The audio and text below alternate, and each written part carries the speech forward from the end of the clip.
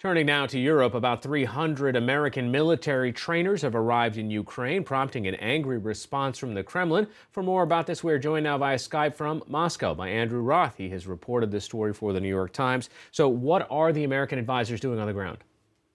Hi, Hari. The American advisors who came in, they're from the 173rd Airborne, which is based in Italy, and they've come to train Ukraine's National Guard, about 1,000 members of the National Guard who were engaged in combat in the east of the country. And they're going to be working on what they said were sort of military training, as well as specifically focusing on the officer corps. So this is a very new unit, the National Guard. So their officers, a lot of them haven't had much training yet at all. So, this is short of supplying any arms or weapons to Ukraine. The United States has refused to do that, right?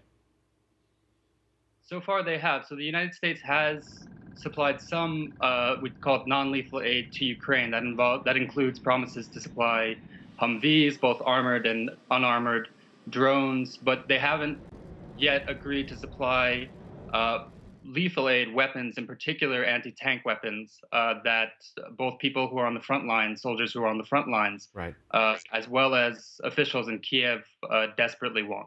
Okay, so what's the reaction been in Moscow where you are? The reaction in Moscow has been strong, negative. A suggestion by President Putin's spokesman that this could destabilize the situation in the country. We interpret that to mean a new conflict or a new outbreak of violence in the southeast, although there have been a lot of terrorist acts in several cities in Ukraine as well.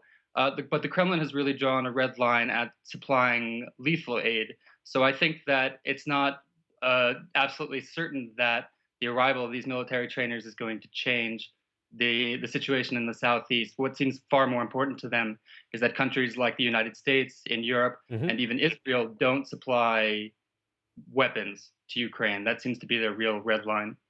All right, Andrew Roth of the New York Times joining us via Skype from Moscow. Thanks so much. Thanks.